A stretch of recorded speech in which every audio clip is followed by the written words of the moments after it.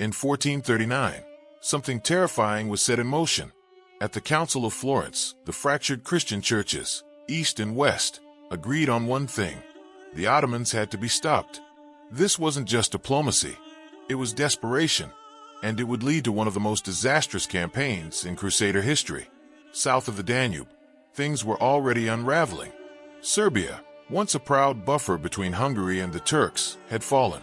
Its leader, George Brankovic, abandoned his homeland and fled north, begging for help. But Hungary was in chaos.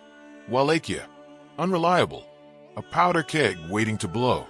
Still, there was hope barely.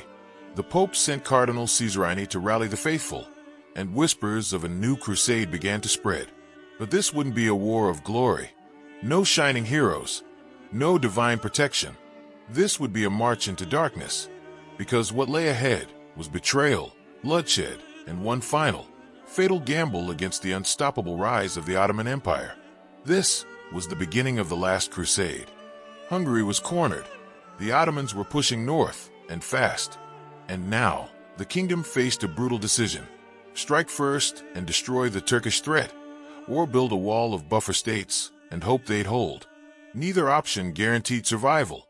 In Rome, Pope Eugenius IV had already made his move. He dispatched one of his most trusted agents, Cardinal Julian Caesarini, to the heart of Hungary. His mission: rally the nobles, gather troops, and launch a new holy war straight into the Balkans. But Caesarini wasn't just a priest in robes. He was a battle-hardened veteran of the Hussite Wars. And the plan he brought to Buda wasn't made for defense. It was an all-out assault designed to cut deep into Ottoman territory. This wouldn't be a campaign of mercy. It would be swift, ruthless, and soaked in blood. And soon the armies of Christendom would march toward their doom. The Crusaders were on the move.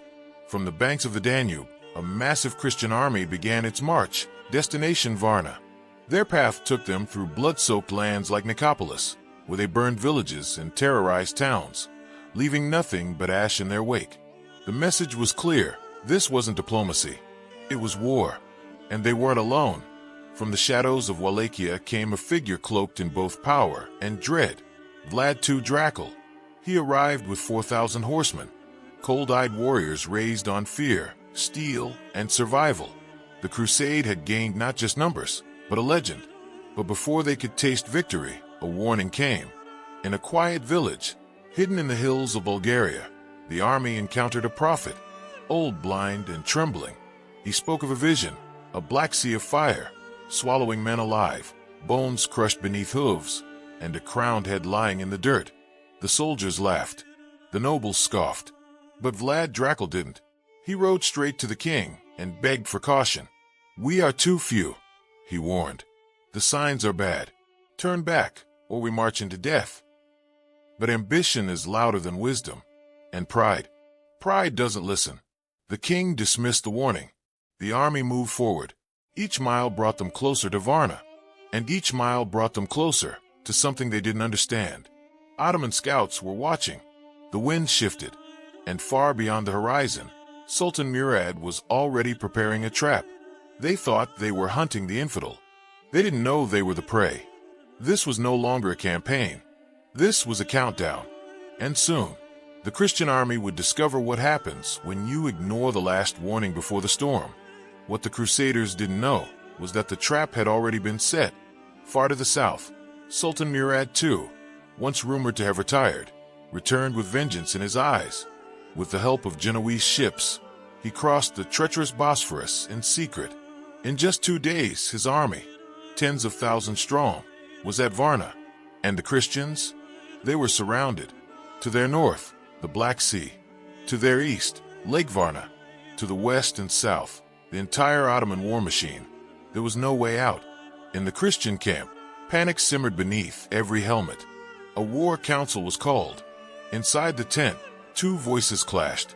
Cardinal Caesarini, the Pope's man, pushed for defense. "Dig in," he said. "Wait for reinforcements.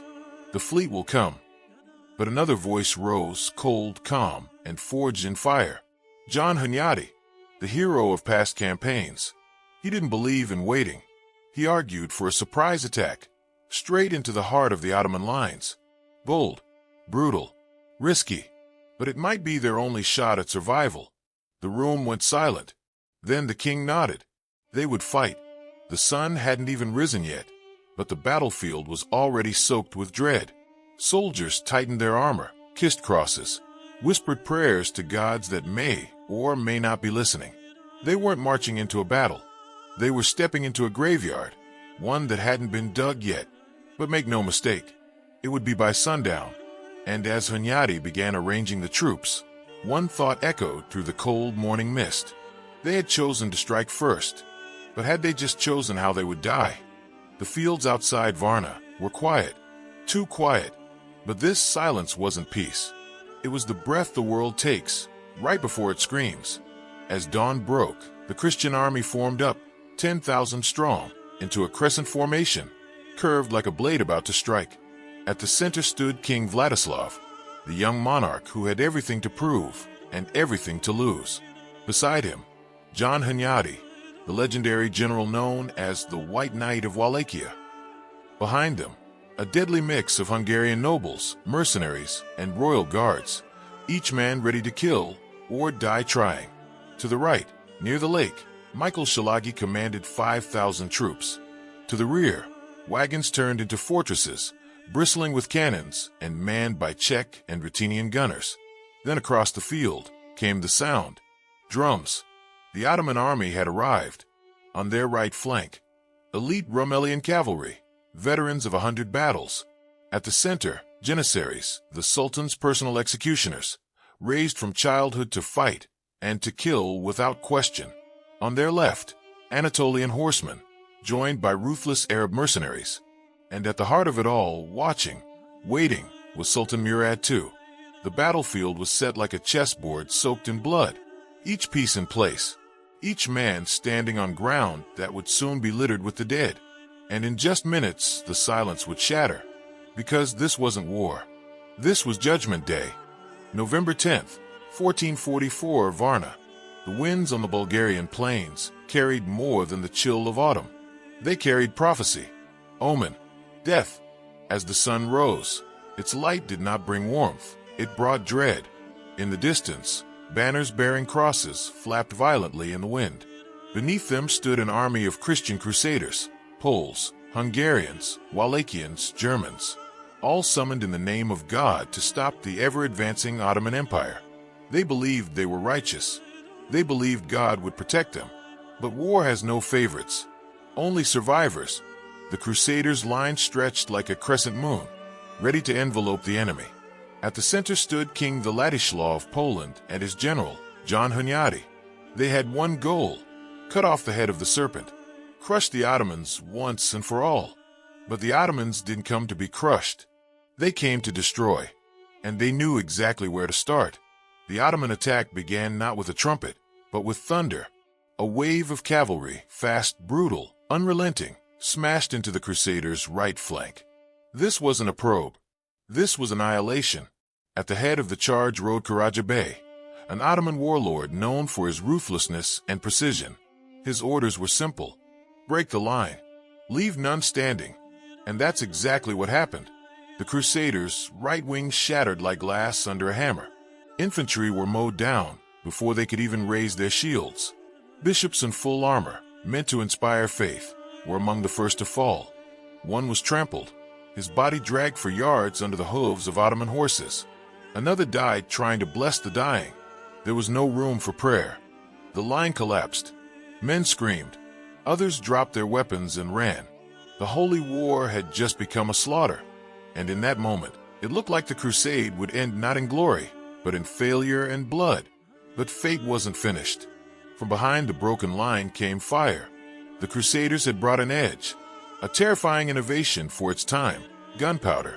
Cannons, crude but deadly, and early firearms, slow to reload, but unstoppable at close range. And now they roared. The air split with deafening cracks as cannonballs tore through the Ottoman cavalry. Horses were thrown like rag dolls. Flesh was mangled, bones shattered. Karaja Bey, still leading from the front, raised his sword and screamed for his men to push forward. He didn't see the cannon aimed at him. The blast hit with horrific force. Some say it hit his horse. Others say it struck him dead on. Either way, when the smoke cleared, Karaja Bey was gone, his body mangled, his armor torn apart. Only scraps remained. His men saw it, and suddenly their will faltered. What had been a furious charge now became a confused stumble. Without their commander, the Ottoman right began to hesitate. A fatal mistake. John Hunyadi, watching from the center, seized the opportunity. He shouted a single command, and his reinforcements surged forward. Knights on horseback, bloodied but determined, launched a brutal counterattack. The broken right flank, just moments ago a graveyard, was now the site of a resurgence. Steel clashed. Shields splintered. The Ottomans, once unstoppable, began to fall back. But this wasn't redemption. It was reprieve. The Crusaders had stopped the bleeding. For now. And yet, something haunted the battlefield. The mist hadn't lifted. The sun stayed pale, weak, like it too was afraid to witness what would come next. And deep within the Ottoman ranks, Sultan Murad II watched silently. He hadn't committed his full force yet. He hadn't even moved. Because this was just the first act. The Crusaders had survived a massacre. But what was coming was worse. The Ottomans thought they had broken the Crusaders. But they forgot one thing. Hunyadi was still alive. Standing in the center of the battlefield, John Hunyadi, the White Knight of Hungary, watched the blood-soaked chaos unfold. His right flank had nearly collapsed, but the line held. And now, the Ottomans were overextended, exposed, and bleeding. So Hunyadi made his move. With a single gesture, he unleashed his secret weapon, the Wallachian cavalry. Led by Vlad II Drakel, yes, the father of that Vlad. These horsemen weren't knights in shining armor. They were wolves in steel, trained to strike fast, kill hard, and vanish. 4,000 riders surged forward, not with the glory of crusaders, but with the precision of executioners. They smashed into the Ottoman right flank with terrifying speed. The clash was thunderous, spears shattered, flesh split, men screamed. The Rumelian cavalry, already disorganized after the failed push, now faced a flanking storm of death. Bodies fell. Blood sprayed. Ottoman officers shouted commands. Too late. The Wallachians were already behind their lines, cutting down messengers, disrupting formations, and turning panic into a plague. And then, from the opposite end of the field, help arrived. The Crusader left flank, which had held steady against Anatolian cavalry, now began to push inward, closing the trap. Like a pair of jaws snapping shut, the two Christian wings collapsed on the Ottoman right. It wasn't a charge. It was a cleansing. Within minutes, the Ottoman right flank was annihilated. What remained of them fled, or were dragged from their horses and butchered where they stood. The line was stabilizing. The field, once tilting toward doom, was evening out. But Hunyadi knew this wasn't the end. Because just ahead, standing still like a coiled serpent, waited the Janissaries, and behind them, in a black pavilion flanked by elite guards, stood Sultan Murad II himself. This wasn't victory. This was the eye of the storm. Victory was close enough to taste. The Crusaders, bloodied but unbroken, had held their ground. After hours of chaos, screams, and the endless clang of steel, they had done the unthinkable. They had pushed the Ottomans back.